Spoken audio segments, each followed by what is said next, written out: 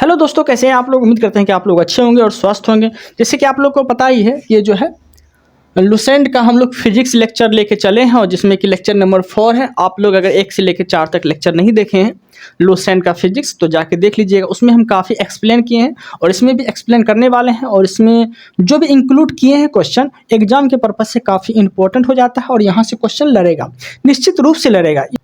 Okay, समझते हैं ध्यान से।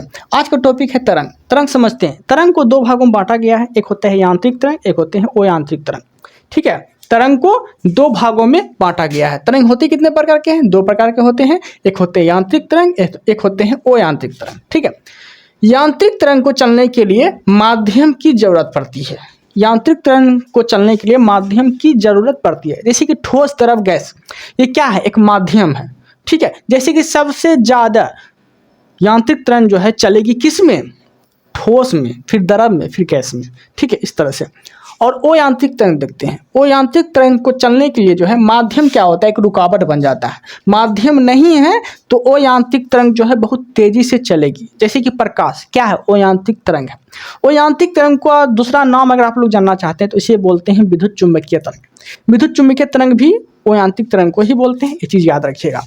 ओके, तो यांत्रिक तरंग को चलने के लिए माध्यम की जरूरत पड़ती है, जैसे कि ठोस, द्रव, गैस हो गया। और अयांत्रिक तरंग को चलने के लिए माध्यम रुकावट बन जाता है, ये चीज़ याद रखिएगा।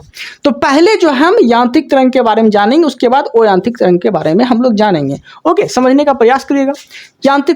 यांत्रिक तरंग को 2 भागों में बांटा गया है, एक होते हैं अनुप्रस्थ तरंग, एक होते हैं अनुदैर्ध्य तरंग। एक होते हैं अनुप्रस्थ तरंग, एक होते हैं अनुदैर्ध्य तरंग। ठीक है, अनुप्रस्थ तरंग जो है ये 2 कंडीशन को फॉलो करता है और अनुदैर्ध्य तरंग जो है ये 3 कंडीशन को फॉलो करता है। अनुप्रस्थ तरंग 2 कंडीशन को कैसे फॉलो करता है? तो अनुप्रस्थ तरंग जो है ये ठोस में और द्रव में चल सकती है, लेकिन ये हवा में नहीं चल सकती है।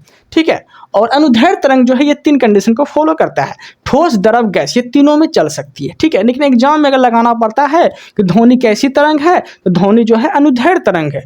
क्यों? क्योंकि अनुदैर्ध्य तरंग में जो है 3 कंडीशन को फॉलो करता है, इसलिए हम लोग अनुदैर्ध्य तरंग लगा देते हैं कि ध्वनि कैसी तरंग है, तो अनुदैर्ध्य तरंग है। ठीक है, यहाँ तक कोई दिक्कत नहीं है। अब देखते हैं हम लोग आगे। ध्वनि की चाल को V0 से हम लोग नापते हैं, ध्वनि की चाल को V0 से दर्शाते हैं। ठीक है, ध्वनि की चाल को V0 से दर्शाते हैं। हवा में अगर ध्वनि की चाल आपसे पूछ लिया तो हवा में ध्वनि की चाल जो है 330 मीटर पर सेकेंड हो जाता है। हवा में ध्वनि की चाल 330 मीटर पर सेकेंड हो जाता है। ठीक है, अब देखिए, जैसे कि आपको बोले थे कि ध्वनि को चलने के लिए माध्यम की जरूरत पड़ती है। ठीक है, जैसे कि ठोस, सबसे ज़्यादा किस में चलेगी ध्वनि?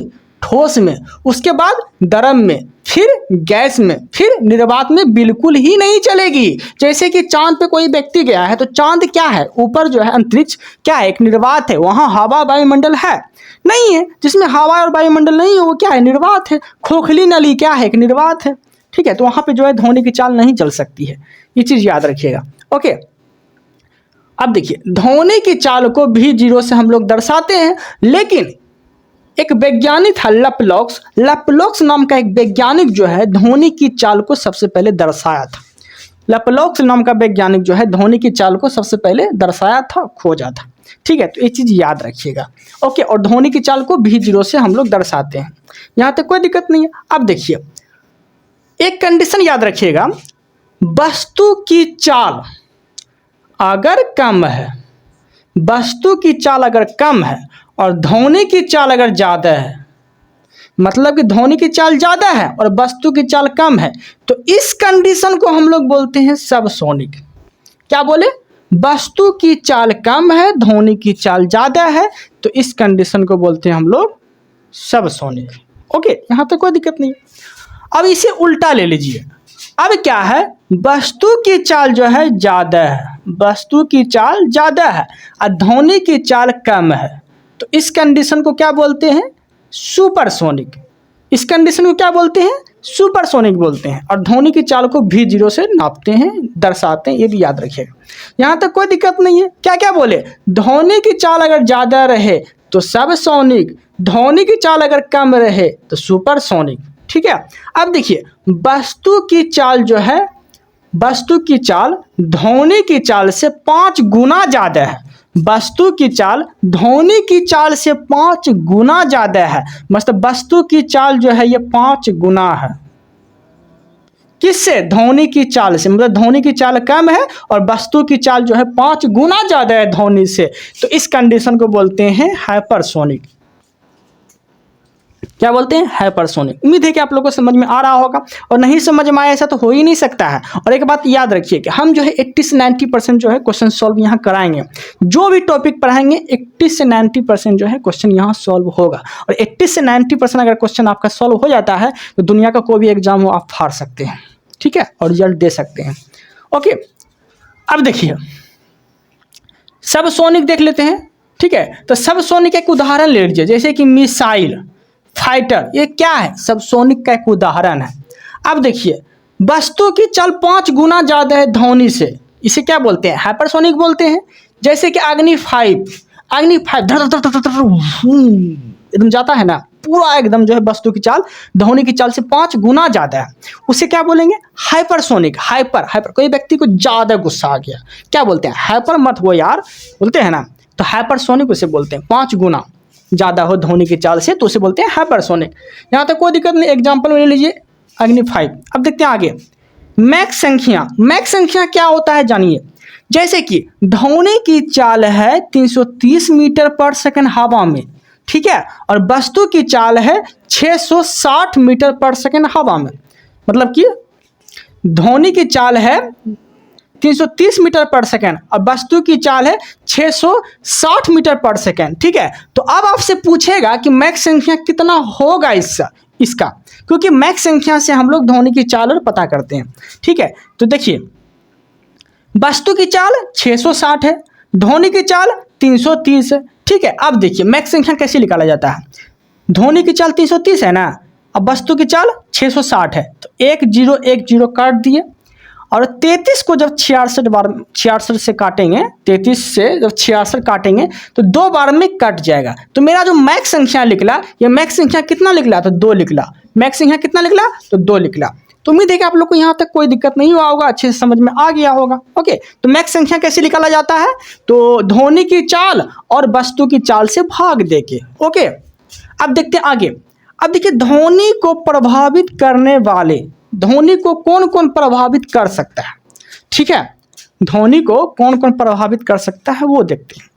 जैसे कि ध्वनि पे साउंड जो होता है, ध्वनि पे अगर हम दबाव डालेंगे तो ध्वनि पे क्या प्रभाव पड़ेगा?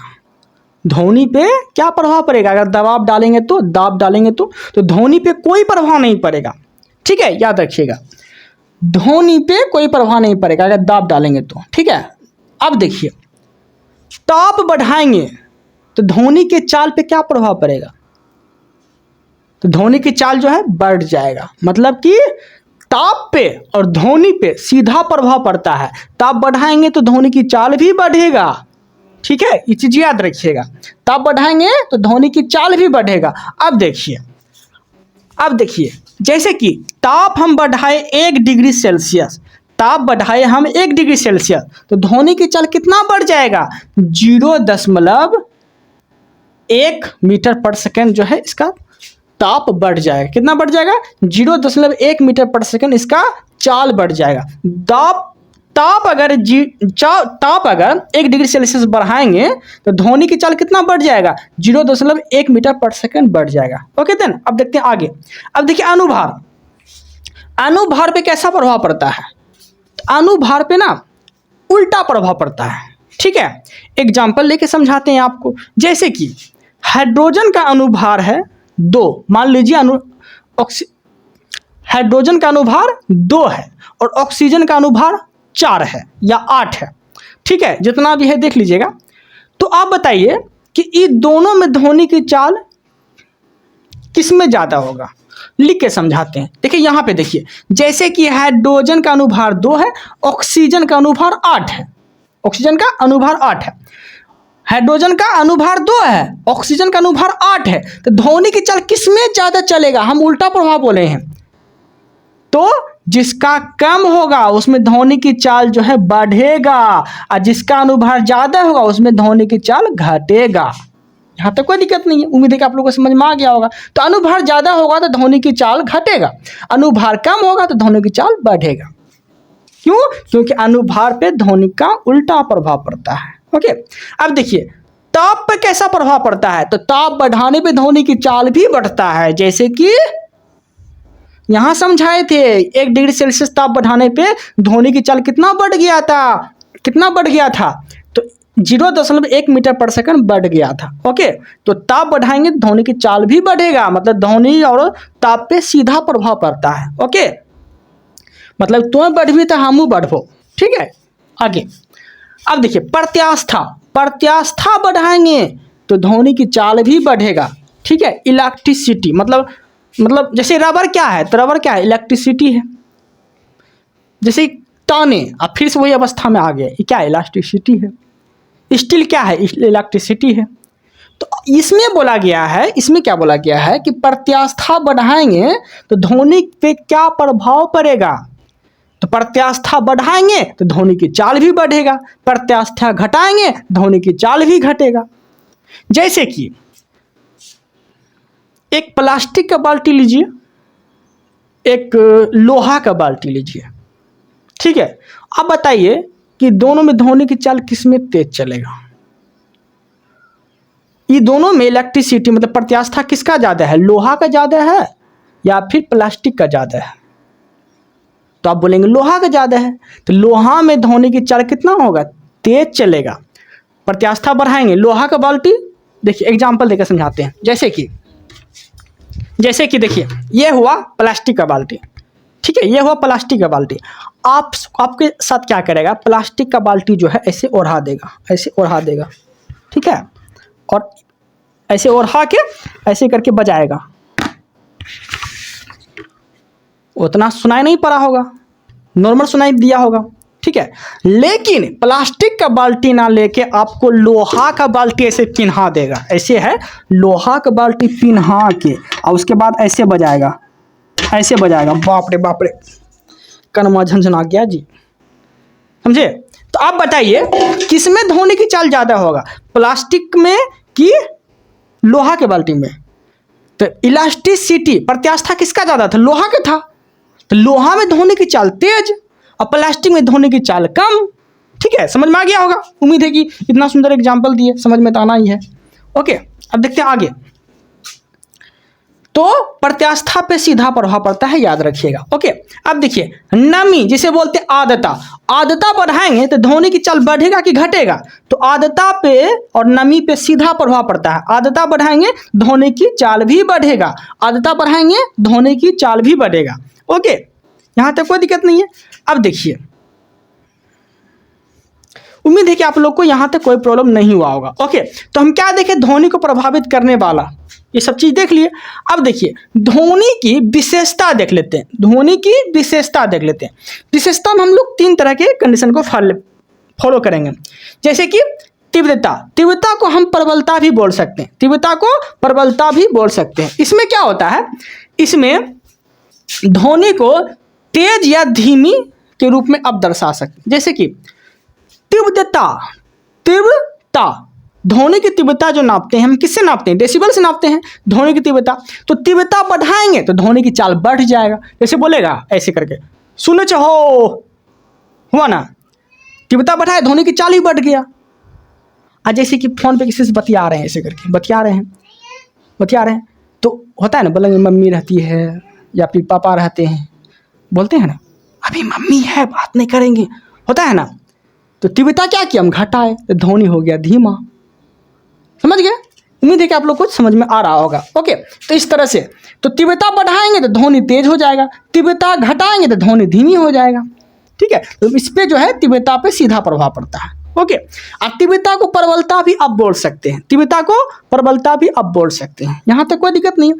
अब देखिए एक होता है तीक्ष्णता। तीक्ष्णता क्या होता है, तीक्ष्णता को आपने पिच बोल सकते हैं, पिच। ठीक है, इस पे ना ध्वनि पे उल्टा प्रभाव पड़ता है, तीक्ष्णता पे जो है ध्वनि का उल्टा प्रभाव पड़ता है। कहने का अर्थ समझिए, देखिए तीक्ष्णता बढ़ाएंगे तो ध्वनि की चाल जो है, तीक्ष्णता बढ़ाएंगे ना तो ध्वनि की चाल क्या होगा, देखिए यहां समझने का प्रयास करिएगा।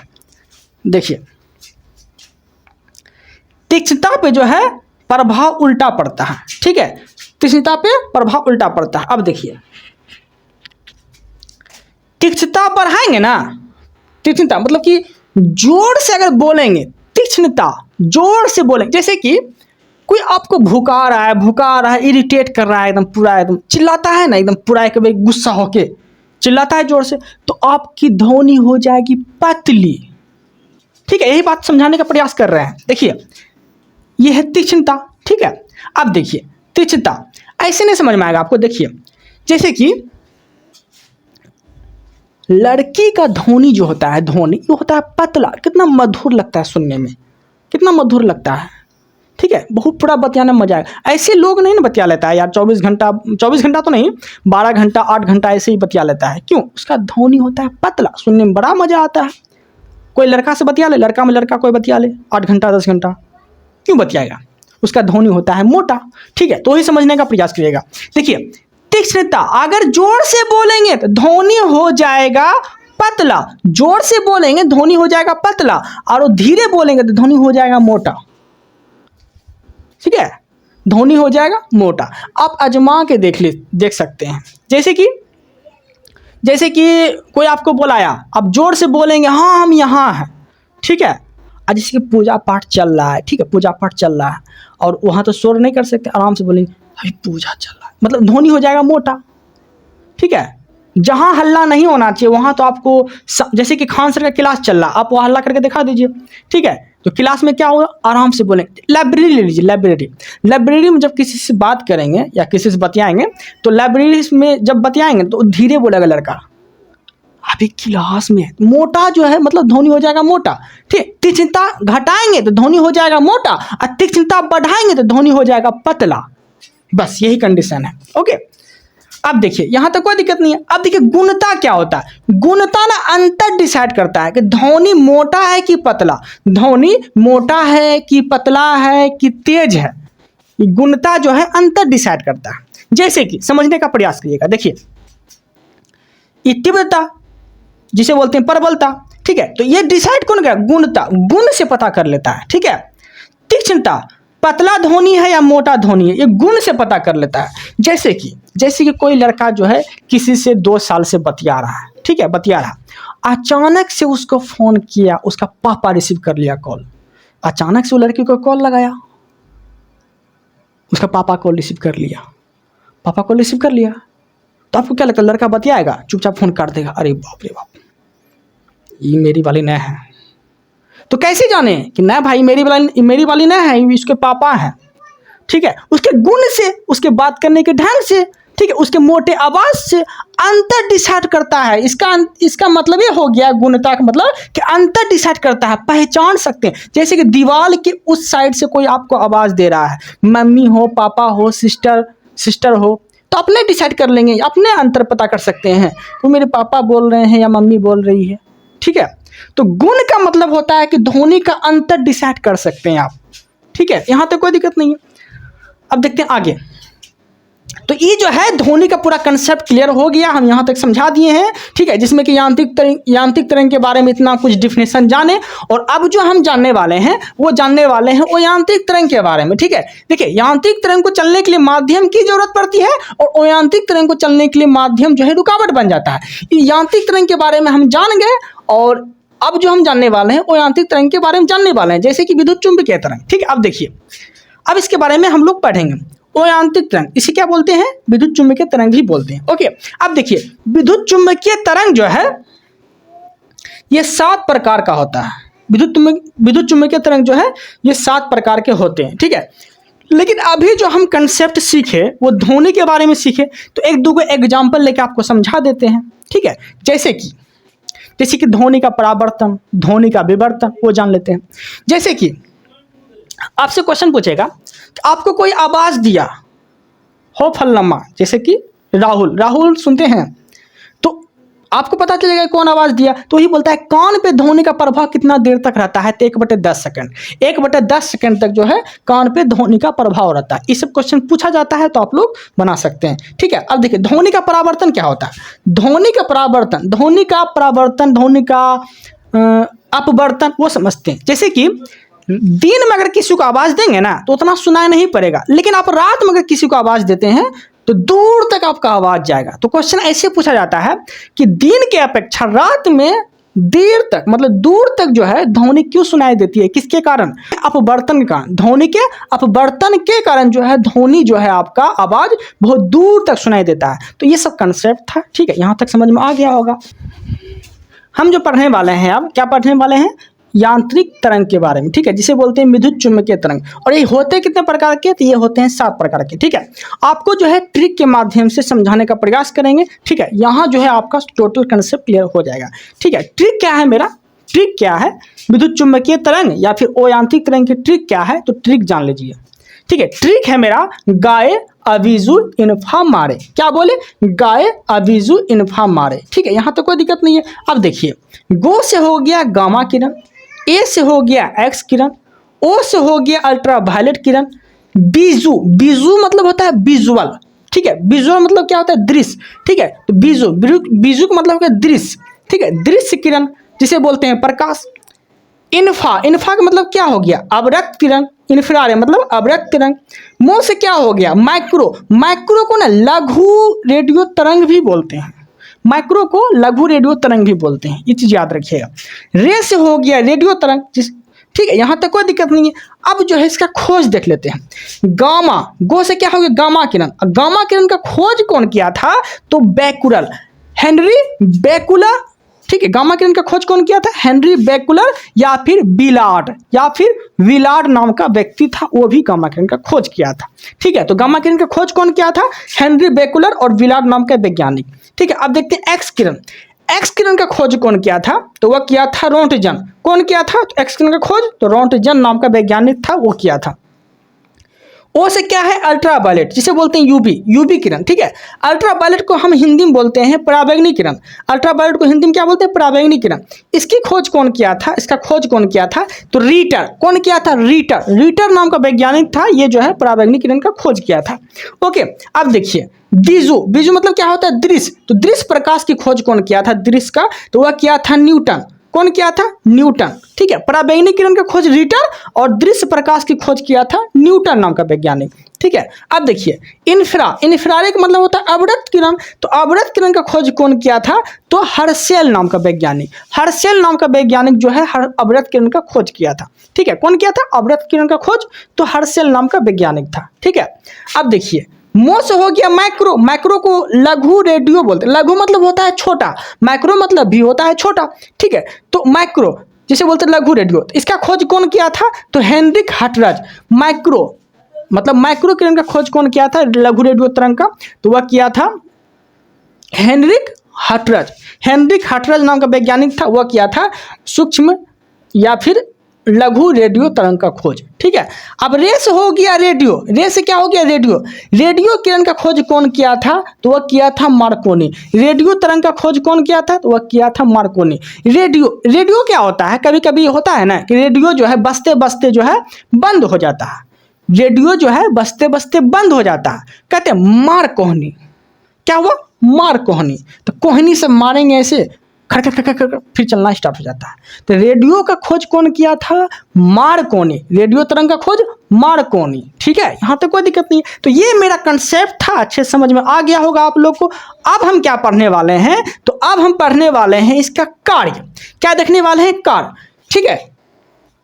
प्रमुख चुंबकीय तरंग जो है ये सब क्या है, गाए अभिजु इन्फा मारे जो हम बताए आपको, तो विद्युत चुंबकीय तरंग होते हैं 7 प्रकार के, जिसमें कि गाए अभिजु इन्फा मारे देखे, गो से गामा किरण, ए से एक्स किरण, ओ से अल्ट्रावायलेट किरण, बीजू मतलब दृश्य होता है दृश्य किरण, इन्फ्रारेड मतलब अवरक्त होता है अवरक्त किरण, मो से हो गया माइक्रो या फिर लघु रेडियो तरंग, रे से हो गया रेडियो तरंग, ठीक है। तो याद रखिएगा, तो ये सब जो था टोटल 7 को विद्युत चुंबकीय तरंग होता है, तो यही 7 को जो है विद्युत चुंबकीय तरंग है, ठीक है। तो यहाँ तक कोई दिक्कत नहीं होना चाहिए आप लोग को, अगर दिक्कत होता भी है तो आप कमेंट कर सकते हैं, बता सकते हैं, ठीक है। अब देखिए, अब समझने का प्रयास करिएगा, कार्य के बारे में जानते हैं। देखिए, एक होता है आवृत्ति, एक होता है क्षमता, एक होता है आवृत्ति, एक होता है क्षमता, और एक होता है दूरी, एक होता है तरंगदैर्घ्य, एक होता है दूरी, एक होता है तरंगदैर्घ्य। तो आपसे क्वेश्चन पूछेगा, इनमें से किसका तरंगदैर्घ्य ज्यादा है, इनमें से किसकी आवृत्ति ज्यादा है, तो वो कंसेप्ट समझने का प्रयास करिएगा। देखिए, जैसे कि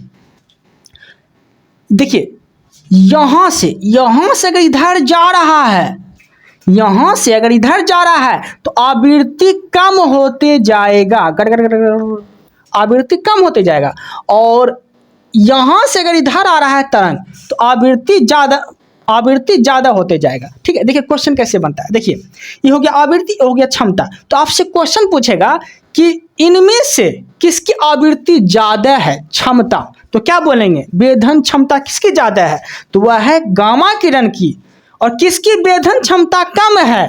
तो रेडियो तरंग की। समझ में आया? किसकी वेधने की क्षमता ज़्यादा है? तो गामा किरण की। किसकी वेधने की क्षमता कम है? तो रेडियो तरंग की। ओके, यहाँ तक कोई दिक्कत नहीं है। उम्मीद है कि आप लोगों को समझ में आ गया होगा। तो जिसकी आवृत्ति ज़्यादा होगी, क्षमता ज़्यादा होगी, उसका तरंगदैर्घ्य कम होगा, उसका तरंगदैर्घ्य कम होगा। तो इसका तरंगदैर्घ्य हो जाएगा कम। तरंगदैर्घ्य बोलेगा तो कम हो जाएगा। और रेडियो तरंग का जो है आवृत्ति कम है तो तरंगदैर्घ्य क्या हो जाएगा? तरंगदैर्घ्य ज़्यादा हो जाएगा। ठीक है, यहाँ तो कोई दिक्कत नहीं है। तो यहाँ उम्मीद है कि आप लोग को अच्छे समझ में आ गया होगा। ओके, तो आवृत्ति, क्षमता, वेधने की क्षमता किसकी ज़्यादा है? तो गामा किरण की। उसके बाद एक्स किरण की, फिर यूवी मतलब पराबैंगनी किरण की। ऐसे इधर जाते जाएंगे ना तो वेधन क्षमता कम होते जाएगा। ऐसे इधर जाएंगे तो वेधने की क्षमता कम हो जाएगा। और वैसे ही अगर इधर आते जाएंगे तो वेधन क्षमता ज़्यादा हो जाएगा। तो ये चीज़ याद रखिएगा, जो ज़्यादा वेधेगा वो कम दूरी तक जाएगा, जो ज़्यादा वेधेगा वो कम दूरी तक जाएगा। जैसे गामा किरण वेधने की क्षमता ज़्यादा है लेकिन वो ज़्यादा दूर तक जा नहीं पाता है, तो इसका तरंगदैर्घ्य होता है कम। यहाँ तक कोई दिक्कत नहीं। उम्मीद है कि आप लोगों को समझ में आ गया होगा। अब इसका कार्य देख लेते हैं। गामा किरण का कार्य क्या है वो जानते हैं। जैसे कि इसे वेधने की क्षमता किस में ज़्यादा होती है? तो गामा किरण में। ठीक है, शरीर में भेद सकता है, शरीर में मतलब नुकसान पहुंचा सकता है। गामा किरण से आपको बच के रहना है। गामा किरण का अगर प्रभाव पड़ गया आपके ऊपर तो वेधने, शरीर को छेद के ई पार से ऊपर हो जाएगा। ठीक है, तो एफसीआई के गोदाम में जो है गामा किरण का प्रयोग किया जाता है। तो ये चीज़ याद रखिएगा। कैंसर के इलाज में जो बैक्टीरिया टेक्टिया जो भी होता है, गामा किरण मार के उसको ना खत्म कर दिया जाता है। ठीक है, याद रखिएगा। MRI मैग्नेटिक इंक ऐसे करके होता है इसका फुल फॉर्म। ठीक है, तो MRI मशीन में किस किरण का इस्तेमाल किया जाता है? तो MRI मशीन में जो है गामा किरण का इस्तेमाल किया जाता है। MRI मशीन में गामा किरण का इस्तेमाल किया जाता है। ओके, FCI के गोदाम में किस किरण का इस्तेमाल किया जाता है? तो FCI के गोदाम में भी गामा किरण का ही इस्तेमाल किया जाता है। FCI का मतलब क्या हो गया? फूड कॉर्पोरेशन ऑफ इंडिया, मतलब जहाँ भी गेहूं, चावल, खाद्य फसल, भारत सरकार का तो वही खाद्य फसल रखाता है। तो गेहूं, चावल और जो भी होता है खाद्य फसल जो गोदाम में रखवाता है, तो उसमें ना गामा किरण छोड़ा जाता है ताकि गेहूं, चावल और में जो है बैक्टीरिया नहीं लगे, जीवाणु और नहीं लगे। ठीक है, वो सब नहीं लगे, इसलिए तो उससे बचाने के लिए जो है FCI के गोदाम में गामा किरण को छोड़ा जाता है। और FCI गोदाम में गामा किरण छोड़ के दरवाजा लगा के वो जब बाहर चलाता है। ठीक है, व्यक्ति। नाभिकीय विस्फोट में गामा किरण का इस्तेमाल होता है। एटम बम अगर फूटता है ना तो उससे गामा किरण प्रसारित होने लगता है। तो एटम बम फूटने पे जो है उसका जहाँ जहाँ उसका रेडिएशन जाएगा वहाँ वहाँ जो है मतलब क्षति पहुँचा देगा। मतलब कि जमीन हो या फिर फसल हो, सब कुछ चीज़ बर्बाद कर देगा। ठीक है, तो एटम बम जो फूटता है उससे ना गामा किरण निकलता है। तो एटम बम और फूटे तो काफ़ी दूरी बना के रखना चाहिए। ठीक है, तो शरीर को भेद के पार हो जाएगा। ओके, तो गामा किरण का इस्तेमाल देख लिए। भेदने की क्षमता ज़्यादा किस में? गामा किरण में। शरीर को भेदने की क्षमता कैंसर के इलाज में गामा किरण। MRI के गोदाम में गामा किरण। ठीक है, MRI मशीन में गामा किरण, FCI के गोदाम में गामा किरण, नाभिकीय एटम बम में गामा किरण, इस सब का इस्तेमाल किया जाता है। ओके, अब देखते हैं एक्स किरण। एक्स किरण का काम क्या है? एक्स किरण का, तो एक्स किरण का खोज कौन किया था? तो वह किया था रोंटगन। ओके, रोंटगन नाम का वैज्ञानिक था, वही किया था एक्स किरण का खोज।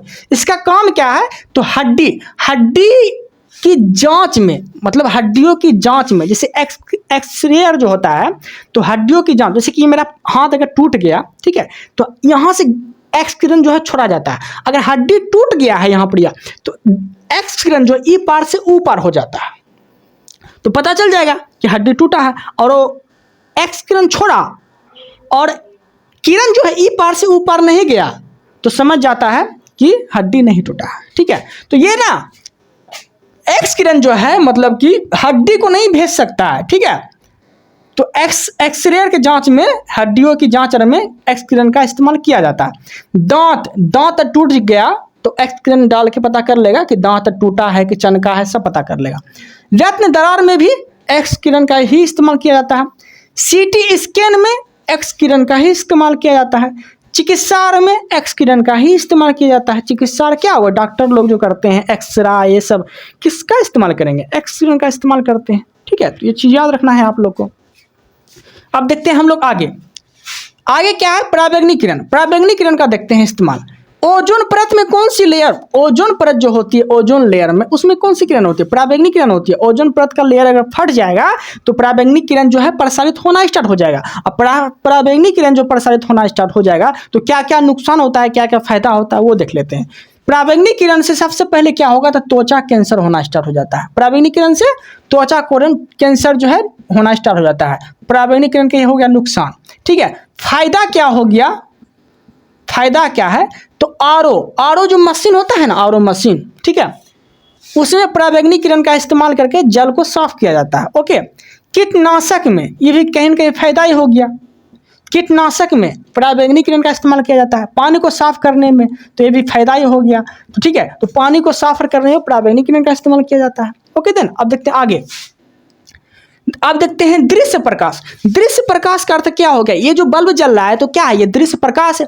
सूरज की रोशनी क्या है, प्रकाश है। तो देखने में जो है प्रकाश का इस्तेमाल किया जाता है, तो एक फायदा है।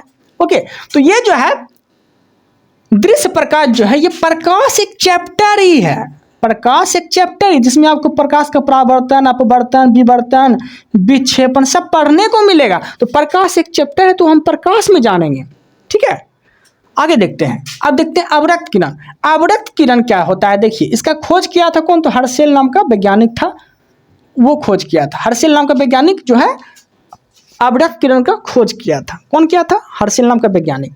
अब देखिए अवरक्त किरण को नाइट विजन प्रकाश भी बोलते हैं, मतलब कि रात में देखने के लिए अवरक्त किरण का इस्तेमाल किया जाता है, रात में देखने के लिए, ठीक है। जैसे कि सीसीटीवी में जो है अवरक्त किरण का इस्तेमाल किया जाता है, ओके, रात में देखने के लिए।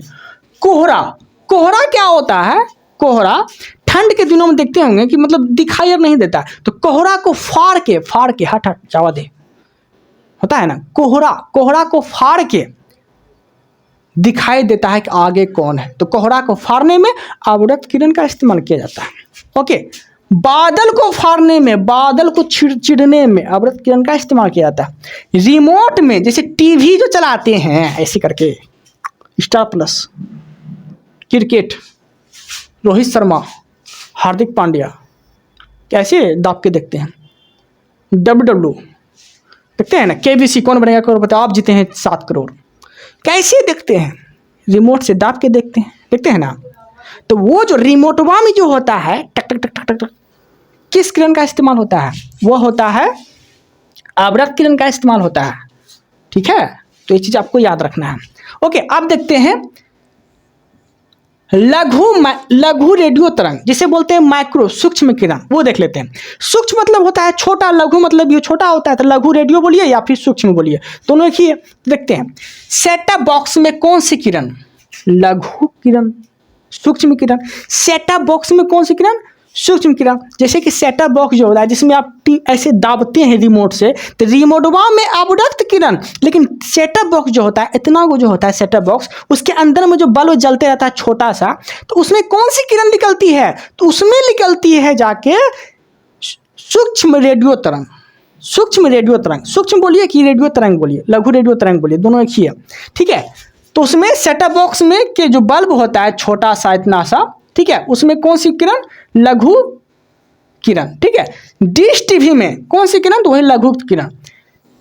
स्पीड गन, अब देखिए स्पीड गन क्या होता है वो जानते हैं। देखिए कोई मोटरसाइकिल ऐसे चला के गया,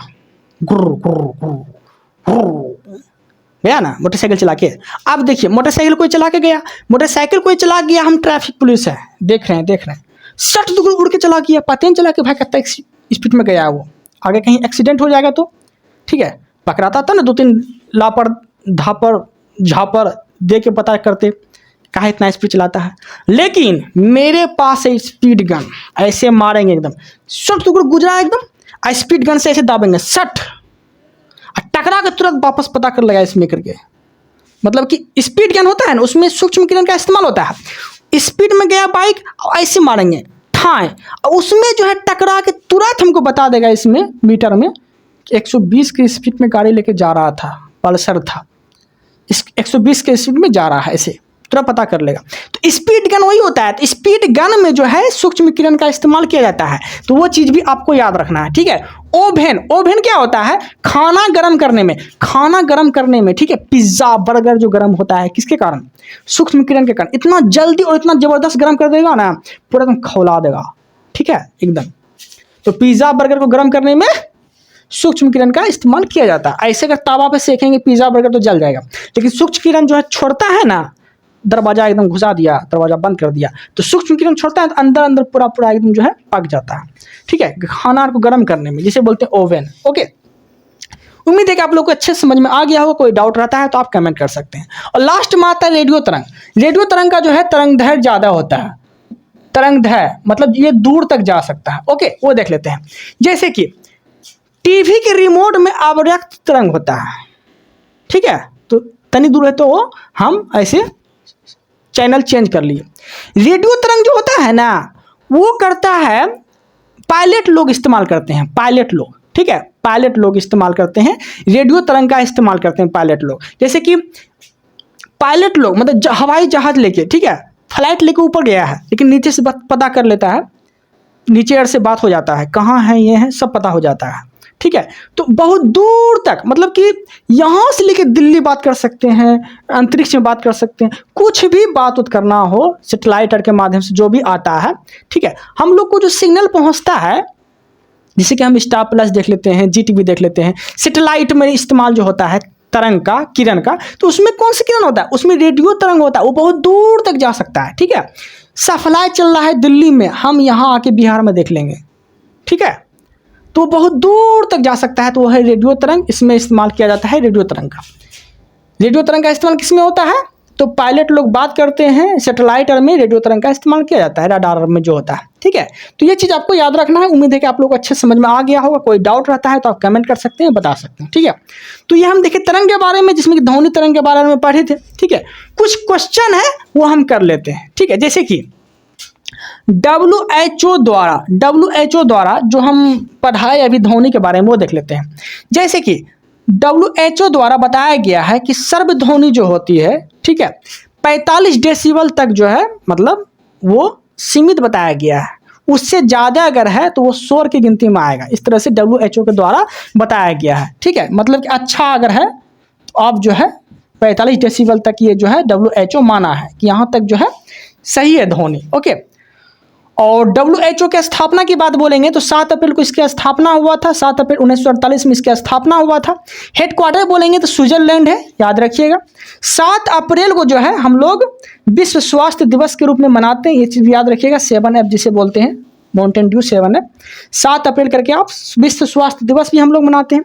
ओके, अब देखिए ध्वनि जो होती है, शोर, हल्ला गदल्ला, कितना डेसिबल के ध्वनि को शोर माना जाता है? तो 80 डेसिबल से अगर ऊपर है या फिर 80 डेसिबल है तो उसे शोर माना जाएगा, ठीक है, शोर माना जाएगा। वो स्वास्थ्य के लिए स्वास्थ्य के लिए हानिकारक है, वो सब शोर माना जाएगा, ठीक है। साधारण अगर बातचीत करना है, साधारण बातचीत करने के लिए, जैसे कि दो लोगों के बीच में आपस में टॉकिंग हो रहा है, बातें हो रही है, तो कितना डेसिबल के बीच एक बात होता है वो देख लेते हैं। तो 30 से 40 डेसिबल में जो है वो बात आराम से हो जाता है। एक दूसरे से, क्या नाम है आपका, कहाँ से आए हैं, क्या चला, कैसा गया एग्जाम, ठीक है, एक दूसरे से बातें करते हैं, बातचीत। तो 30 से 40 डेसिबल में वो अपने आपस में बात करते हैं, ठीक है। अगर तेज बात कर रहा है, मार धाड़ वाला बात चल रहा है, बोल भी तो अभी पूरा एकदम मार धाड़ चल रहा है बात एकदम, ठीक है, भाला फरसा, चिल्लाना, गाली गलम सब हो रहा है, तेज बात कर रहा है। तो कितना डेसिबल में वो बात कर रहा है? तो वो डेसिबल में बात कर रहा है 50 से 60, 50 से 60, 50 से 60 में क्या है? तेज डेसिबल में वो बात कर रहा है, ठीक है, तेज डेसिबल में।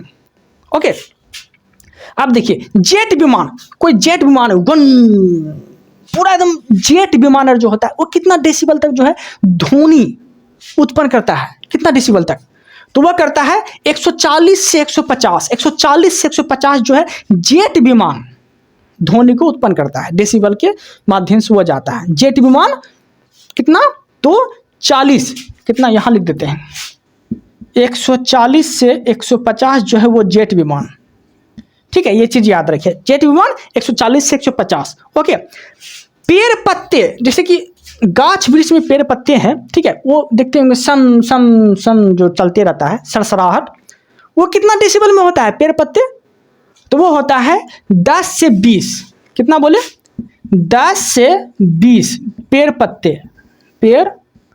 पत्ते की जो है सरसराहट जो होता है, सन सन सन सन, जो पेड़ पत्ता हिलता है, जो आवाज़ करता है, तो 10 से 20 डेसिबल में वो होता है। ओके, यहाँ तक कोई दिक्कत नहीं है, उम्मीद है कि आप लोगों को समझ में आ गया होगा। सायरन जो बजाते हैं, एम्बुलेंस हो, पुलिस प्रशासन हो, गन गन गन गन गन गो गो गो गो गो होते रहता है, तो सायरन जो होता है वो कितना डेसिबल तक ध्वनि उत्पन्न करता है, तो वह जो है 110 से 120 उसका डेसिबल होता है। 110 से 120 डेसिबल सायरन का ध्वनि डेसिबल होता है। 110 से 120 तक जो है क्या होता है, सायरन में ध्वनि जो उत्पन्न होती है वो 110 से 120 तक होती है। 110 से 120 तक जो है सायरन में ध्वनि डेसिबल होती है।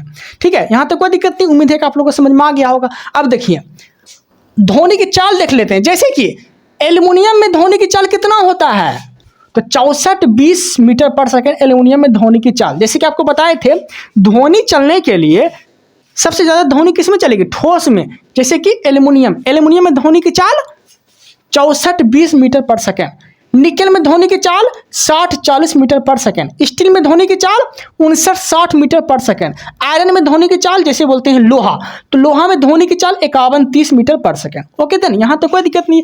कांच में ध्वनि की चाल 56-40, कांच में ध्वनि की चाल 56-40। ओके, यहाँ तो कोई दिक्कत नहीं। अब देखिए द्रव देख लेते हैं, द्रव जो होता है वो देख लेते हैं, जैसे कि द्रव में देख लेते हैं जल में ध्वनि की चाल 14-50 मीटर पर सेकंड, जल में ध्वनि की चाल 14-50 मीटर पर सेकंड। गैस में ध्वनि की चाल देख लेते हैं, जैसे कि वायु क्या है, तो गैस है, ठीक है, सब चीज मिश्रण है, कार्बन डाइऑक्साइड हो गया, नाइट्रोजन हो गया, ऑक्सीजन हो गया, ऐसे मिश्रण है, तो क्या है, गैस है। तो गैस में ध्वनि की चाल या फिर वायु में ध्वनि की चाल 330 मीटर पर सेकेंड होता है। ओके देन, अब ध्वनि का परावर्तन देख लेते हैं। ध्वनि का परावर्तन किसे बोलते हैं, ध्वनि का परावर्तन बोलते हैं किसी पृष्ठ से टकराकर वापस लौटने की ध्वनि को, उसे बोलते हैं ध्वनि का परावर्तन।